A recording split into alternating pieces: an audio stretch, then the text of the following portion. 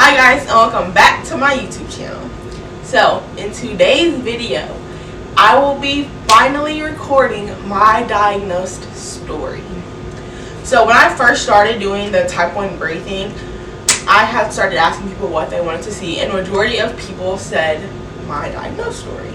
So I am here today to record it.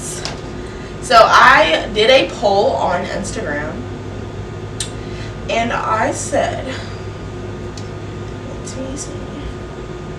I said, poll for the next YouTube video. Want to see if y'all can guess my blood sugar when I was diagnosed. So I said, what do you think it was? So I had 27 people think it was between 500 and 800. I had 14 people think it was between 800 and 1300. And I had 7 people think it was over 1300. And I had 3 people think they didn't know. They put, I don't know. So I will be letting you guys know what that is today. Let's get started. So this began, I'm going to say, probably around December of 2014 is when my symptoms started to arise. So I remember the first couple of things I remember were me drinking a lot, like a lot. So I've always been the type when I was little, I wouldn't eat unless I had a drink, or I would not eat unless I drink. Like if we were at a restaurant and the waiter took my cup to go refill it, I would just put my fork down and wait till he came back. So when I started drinking a lot, my parents really didn't think anything of it. And then I started eating a lot. Not just eating a lot, like eating like 3 plates, like the same amount as my dad, and I'm like 15. And on top of that, I would eat, and then I remember the house that we were living in at the time. It was a pretty open kitchen, but the kitchen and the living room had different flooring. After I would eat, I would literally step right on the carpet and lay there. Like I felt so sick every day after I ate. So I would eat, lay there, feel sick to my stomach, and then eventually is when the throwing up came. So after eating, eventually I started throwing up. Every time I ate almost. So it got to the point I would come to, probably shouldn't eat that. Probably shouldn't eat that. One particular day I remember very, very, very clear is when I had my softball visit to TSU. And we had went to go eat at this chicken place afterwards, and I had got some juice. I had got like some fruit punch, something like that. I remember it was red. On the way home, I was already saying, okay, let me rewind. So I had got fruit punch. When I had got this, I remember my stepmom being like, we're not stopping for you to go to the bathroom, Aubrey. Like, we're not stopping for you to go to the bathroom, Aubrey. Like, over and over. So on our way home, my little sister wanted to stop at Petco. So my dad pulled up to Petco, and my sister and my dad go in. I'm like, ooh, I'm about to go in so I can pee. Now my stepmom, she gonna act like I can't go in this is a whole different story, but she didn't want to let me go in Petco to go to the bathroom. Because she was like, I had already told you wasn't going to go to the bathroom. Like, it set me off. So she was like, well, you can go to the bathroom, but you're going to be grounded. Like, give me your phone. So I got my phone and boom, threw it to the front of the car. Just like that. like, looking back, they understand why I did what I did. And, like, I feel like they might feel, like, kind of bad for some of the things that they did and, like, treated me. But it's like, I felt sick. But how it was when I was little was, like, I always, like, felt sick. So no one ever believed me, okay? So move along. I'm pretty sure I was grounded for, like, a couple days for, like, throwing my phone or whatever. Could have been longer. So the next symptom that I remember was every morning when I woke up, the bottom of my legs, my calves would cramp. Like, you know how you stretch in the morning? They would cramp. And my mouth would be so dry. Like, it was ridiculous, okay? So, spring break of my junior year in high school. This was in March. I was going to my mom's house a couple hours away. It's a smaller town. Just keep that in mind for the later on in the video. So, I'm at my mom's. I tell my mom, like some of the things I've been feeling. I had told her, like, I think it kind of started because I told her about how I threw my phone at my stepmom. And my mom is a nurse. So she right away was like, it sounds like you have diabetes. And kept it going. Didn't think to take me to the hospital. Didn't think anything. Just said that and we continued throughout our day. So, I remember going and eating at this place called the Cotton Patch. And I've never ate there before except for this one time. However, when we got there, oh yeah, this was my other symptom. And this was probably the number one thing. And to this day, I still do it. Bad. So, we got to the Cotton Patch. I ordered milk. I drank so many glasses of milk at that restaurant. I used to drink a gallon of milk in a day. Maybe 2 days. But I would drink a whole gallon of milk.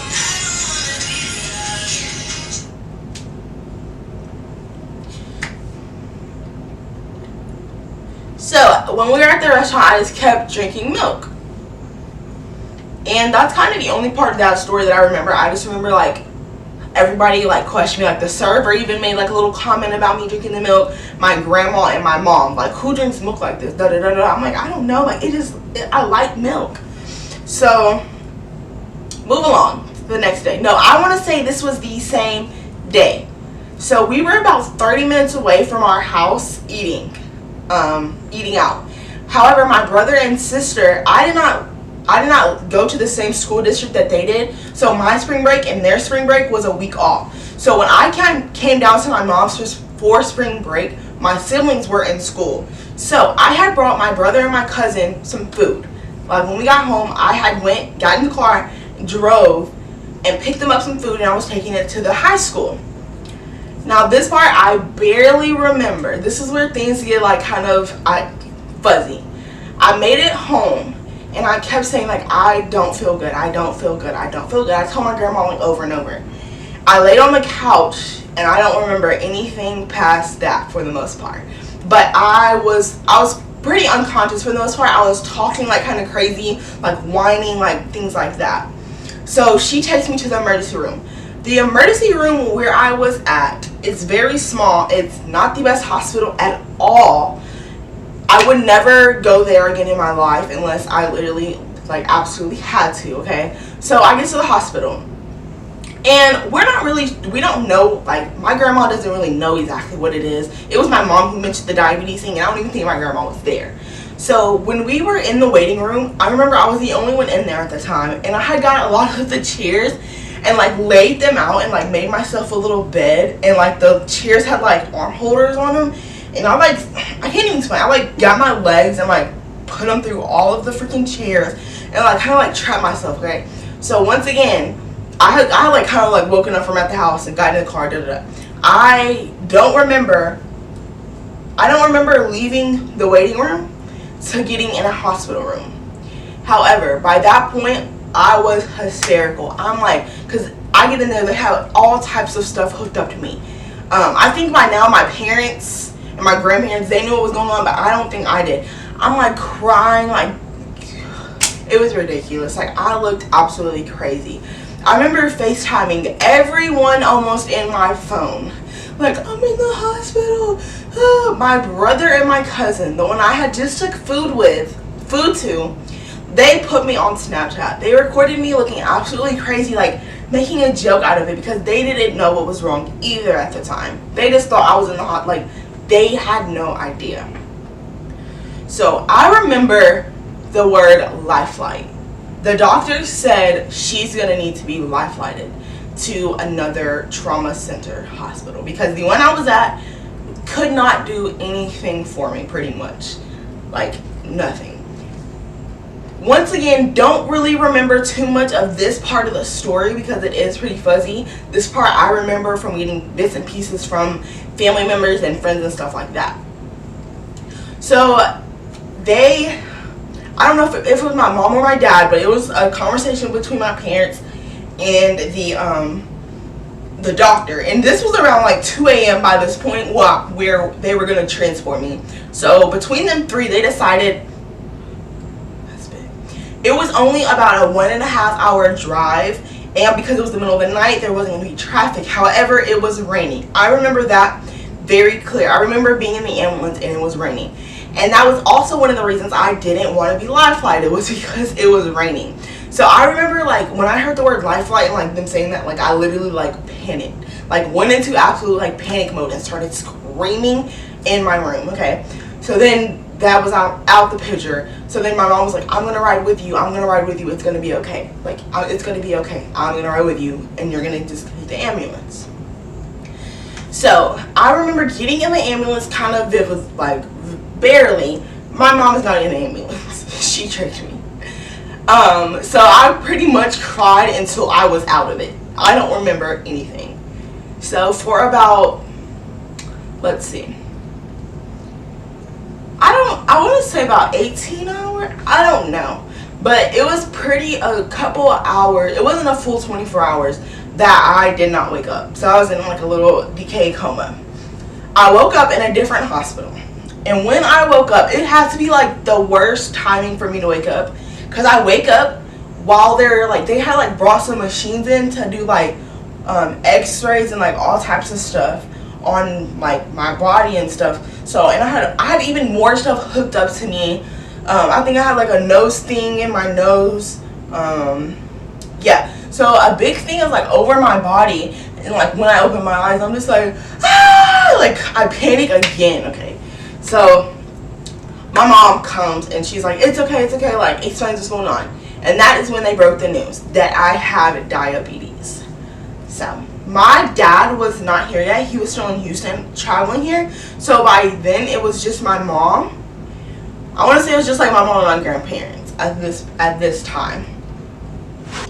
So when they had first told me that I had diabetes, I really didn't even understand the concept. I had absolutely no idea anything they were talking about, honestly. I thought they were talking about type 2 because that's honestly the only type I knew before I was diagnosed. So the entire time that I was in the ICU part of the hospital, I had a nurse who, she was about like 24, 25. She was pretty young, and she also had type 1 diabetes. She also had the Omnipod, which is the pod I am on, the pump I am on now, and she is the one who actually recommended that to me. So having her as my nurse just made things so much easier. I remember her like just staying in my room for like hours. I don't know about hours. At least like 30 to 45 minutes, and us just like talking just about things that like a normal nurse, someone who didn't have diabetes, they couldn't really like give you like the inside of things. So I ended up being in ICU for 5 or 6 days before they transferred me over to the regular side of the hospital. And when I got transferred, it was the most annoying thing ever. Okay, so when I got transferred, they put me in the children's hospital because it was diabetes, and I technically was still a child. I was like 15, 16. So I was in between the room of 2 newborn children who cried all night long. It was so annoying. I mean, my whole experience in the hospital, honestly, it wasn't even like, I'm not even gonna say that it was pretty bad. It was boring. So I remember like the first little incident we kind of had with the hospital staff was when right after I got diagnosed, was all of my family had went to go eat. I don't know if they went like to the cafeteria or they went somewhere and got food or whatever, but I had ordered food from the hospital, and they had said they were putting me on like a diet, like a like I don't know, like a low carb diet, whatever. So the menu I'm getting, I'm thinking I can order anything off of this menu. Mind you, I just got diagnosed. Like, I don't know what I can and can't eat. So I ordered like a hamburger, macaroni and cheese, some fries, like a regular like sweet tea. Like, I had no idea. And my dad walks back in the room after, and like he sees, first off, I had so much food on my plate, one, and everything on my plate had like an excessive amount of carbs. So he was like, why are y'all feeding this to her? Like, her blood sugar is literally, I don't want to say what it was yet. You're gonna have to keep watching, even though it's probably gonna be in my thumbnail. Oh well. But so yeah, my dad was like all mad because he's like, y'all are supposed to be in here like monitoring monitoring.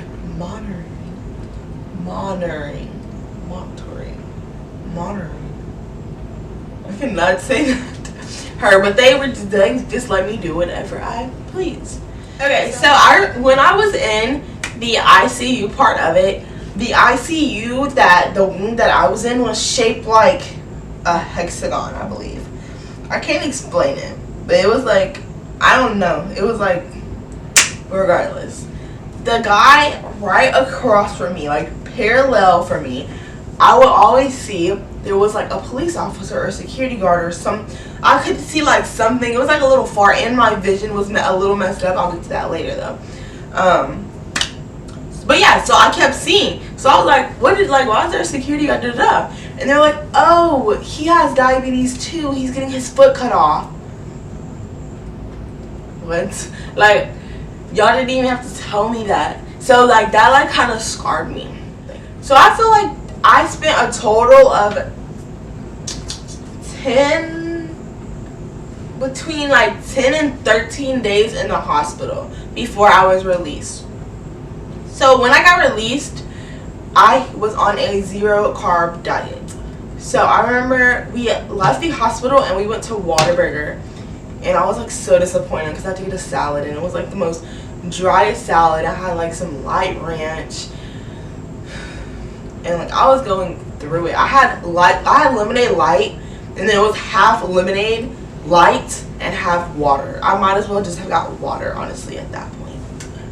So I remember making it home, and spring break was over by this point. Everybody was back in school.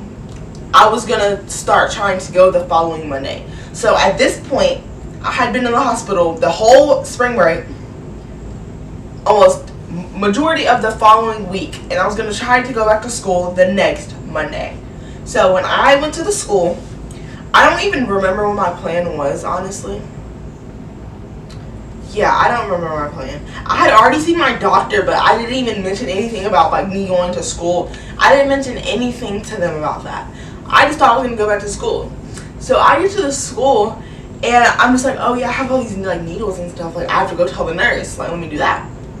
So I go to the nurse, and she's like, well, how long were you out of school for? And I was like, I was in the hospital for like 2 weeks, but like it was like one of the weeks was like spring break. Like I'm explaining it.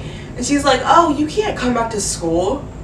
I'm like, why can I just not come back to school? She's like, you need a doctor from your, note from your doctor's, like, saying X, Y, Z, like, so pretty much the nurse needed, like, everything. However, my next doctor's appointment wasn't until, like, the following week. I had, like, when I first got diagnosed, I had so many appointments, so it was, like, almost one a week. So that was, like, kind of normal at the same time. So I was, like, okay, I guess no school for me. So yeah, they literally didn't let me go to school. So that whole week that Monday, I didn't go that whole week. So by then I missed 2 weeks of school. So just when I thought I would get to go back to school, I wake up one morning and I cannot see. When I say I cannot see, I only saw colors. I couldn't do my own makeup. I could not text. I could not use my phone. I could not do pretty much anything on my own. I can't even remember.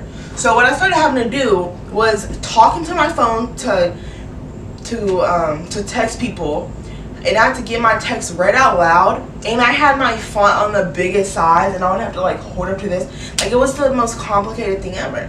So because of this, I couldn't drive to school or anything else. So that just like made it kind of worse. And it was so annoying because my parents wouldn't let me drive for the longest. So I remember going and getting my eyes checked, and they had already told me like some people do lose their vision. So I started like freaking out by this point. Like I thought I was going to go blind. Like it was so bad. I literally thought I was going to go blind.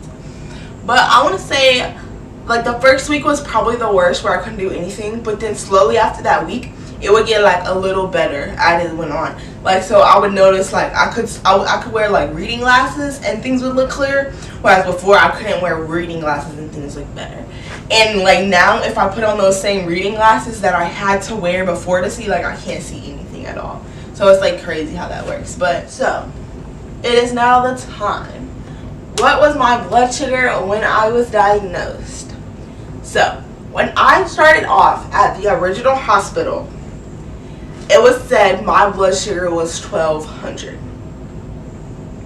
However, when I was transported to the larger hospital that actually deals with things like that, the nurse told my family directly my blood sugar was over 1300.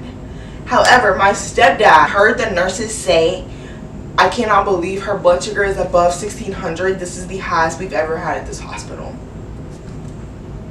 I remember like parts of me when I was like blinking in and out of it at the original hospital, them literally saying, I don't know if she's going to make it. Like, and when I woke up, I don't know how she made it. My blood sugar was 1600. I've never felt so sick in my life.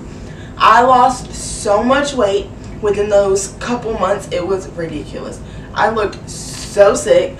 If I could find a before and after picture of just like how much weight I had lost and just how I was looking, I will try to insert that, but I'm really not too sure if I can. So yes, so pretty much doctor told us 1300, however my parents overheard 1600. So my blood sugar was somewhere between 1300 and 1600. That is all I know. However, my A1C, which this was confirmed by two people, the hospital and my endocrinologist, was 17.5 when I was diagnosed. About 6 months later, 6 months to a year later, I got tested again and it was down to 13.5. And my most recent is I think at 10.5, if I'm not mistaken. Okay guys, thanks so much for watching today's video. Don't forget to leave me a like and subscribe.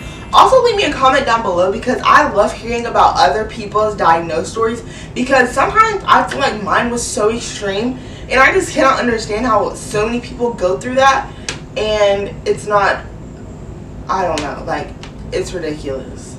So yeah, I just kind of want to know, like, did y'all have to deal with the same extreme as me, or was y'all like not as bad? Because one of my friends got diagnosed, and when she was diagnosed, she looked like perfectly fine. Like, she looked like me on a good day. I was like, her blood sugar, I think her blood sugar was only like 400 or 500, which that is what most people guessed. So I'm assuming that when y'all were diagnosed, that's what y'all's blood sugar was. So knowing that mine was so high is absolutely crazy. And since then, I think the highest blood sugar I've had, I did go into DKA another time about a year and a half later maybe, and I think the highest blood sugar recorded was like 860, somewhere like mid 800s. I did not feel as bad as before. However, I did start throwing up, those type of things. So now what I do is if my blood sugar, if my meter says high and I throw up, I go to the hospital. First time I throw up, I'm at the hospital, because it gets so uncontrollable to me. Like, I don't know, like, it's bad. So yeah, leave me a comment down below if you have went through something like me, or if yours just wasn't as severe as mine. I really want to know. You can also go to my Instagram at type1_Bree and let me know there as well. Bye guys, thank you.